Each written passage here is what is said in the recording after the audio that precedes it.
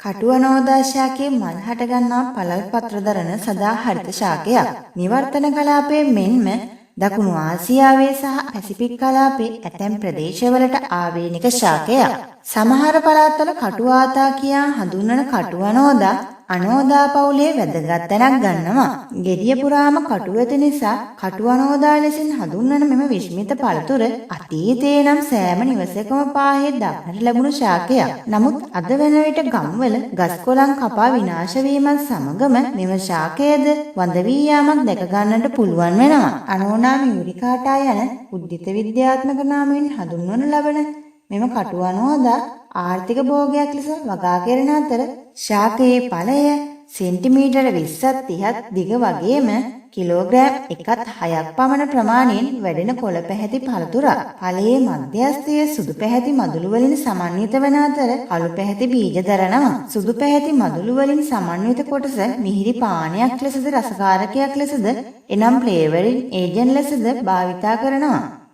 ශ්‍රී ලංකාවේ කටු අනෝදා ශාකයේ අනෙකුත් රටවල් වල මෙන් ආර්ථික භෝගයක් ලෙස වගා නොකර නමුත් ශ්‍රී ලාංකිකයන් මෙහි ඇති සුවිශේෂී ගුණාංග පිළිබඳවත් වැඩිපුර උනන්දුවක් සහ දැනුවත්භාවයෙන් අඩු බවක් දැක ගන්නට පුළුවන් වෙනවා. එම ශාකයේ සියලු කොටස් ඒ රටවල් වල පාරම්පරික වෛද්‍ය විද්‍යාවන්ට සමීප ඖෂධයක් වීම සුවිශේෂී ලක්ෂණයක්. ඉඳ හිට වෙළඳ පොලේ දක්නට ලැබෙන මෙම කටු අනෝදා වර්තමානයේ නැවතත් ජනප්‍රිය වෙමින් පවතින්නේ එහි ඇතැයි විශ්වාස කරන පිළිකා නැසීමේ ප්‍රබල ගුණය නිසායි. ඒ සඳහා භාවිතා කරන රසායනික ඖෂධවලට වඩා දසදහස් ගුණයකින් ප්‍රබල වෙන බවයි. පිළිකා මර්ධනයේදී ඇතිවන අතුරු ආබාධ වලින් තොර නිරෝගීමත් සෛල විනාශ නොකරන වටිනා ඖෂධයක් බව සොයාගෙන තිබෙනවා. ඵලයටත් වඩා මිහි ගුණය ඇත්තේ කටු අනෝදා කොළවලයි. කටු අනෝදා කොළ 10ක් පමණ වතුරට දමා අට එකට පමණ හිඳවා ඉතිරිය තේ ලෙස පානය කිරීමෙන් පිළිකා ඇතුළු රෝග බොහෝමයක් වළක්වාගත හැකි බව ආයුර්වේදයේ සඳහන් වෙනවා. මෙය මාසිකව 2-3 වතාවක් පානය කිරීමෙන් පිළිකා නොසෑදෙන බව පැවසෙනවා. මෙම ප්‍රතිකාරය රෝමටොයිඩ් ආතරයිටිස් රෝගයටත් හොඳම විසඳුමක් වෙනවා. ඒ වගේම අධිරුධිර පීඩනය ඇති අයට රුධිර පීඩනය අඩු කිරීමටත් හදවත් ආසාදන වලින් වැළකී සිටීමටත් මෙම ප්‍රතිකාරය කදිමයි. විශේෂයෙන්ම අනෝදා කොළ තැඹූ වතුර පානය කිරීමෙන් ආහාර මාර්ගය ආශ්‍රිත පරපෝෂිතයන් විනාශ කිරීමට උදව් වෙනවා. තවද දරු ප්‍රසූතියෙන් පසු මවගේ කිරිවල ගුණාත්මක භාවය වැඩි කිරීමටද හැකිවන බව සඳහන් කරනවා.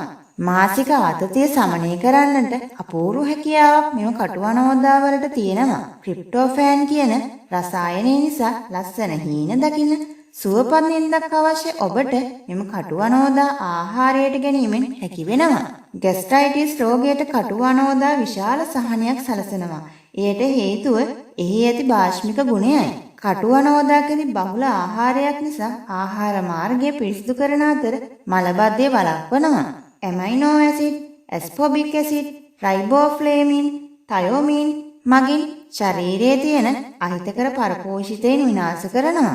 සෙම් ප්‍රතිශ්‍යාව වෙන ශ්වසන රෝග මගින් අවහිර වූ ශ්වසන මාර්ගයේ කටු අනෝදා වල ඇති ප්‍රතිපදාහ ගුණය මගින් පිරිසිදු කරනවා.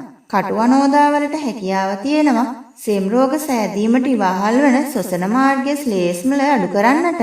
එම නිසා සෙම් ප්‍රතිශ්‍යාව සහ කැස්ස අඩු කිරීමටද උදව් වෙනවා. එම හේතුව නිසා ශ්වසන මාර්ගය පිරිසිදු කර පහසුවෙන්ම ආශ්වාස ප්‍රාශ්වාස කිරීමට හැකි වෙනවා. වකුගඩු සහ මුත්‍රාශය ගල් ඉවත් කිරීමේ හැකියාව කටු අනෝදා වල ඇති තවත් විශ්මිත හැකියාවක්. මුත්‍රාගල් සෑදෙන පුද්ගලයන් නිතර මෙම කටු අනෝදා ආහාරයට ගන්නවා නම් කෙදිනකවත් මුත්‍රාගල් නොසෑදෙන බව දේශීය වෛද්‍ය විද්‍යාවේ සඳහන් කරනවා. ඒ වගේම කැල්සියම්, ෆොස්ෆරස් තියෙන නිසා ඔස්ටියෝපොරෝසිස් වළක්වනවා. තවද විටමින් B1 වලින් ස්නායු ආබාධ වළක්වා ගැනීමටද හැකි වෙනවා. විටමින් B2 තියෙන නිසා ශරීර ශක්තිය ගෙන දීලා හෘද පේශීන් රැක ගන්නවා.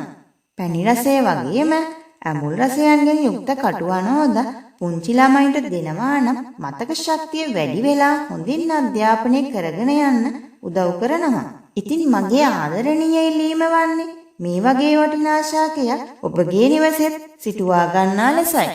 මෙවැනි වටිනා වීඩියෝ දැනගන්න විශ්මිත ලෝකය සබ්ස්ක්‍රයිබ් කරන්න.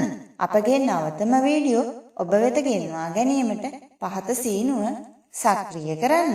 ඔබට සුබ දවසක්.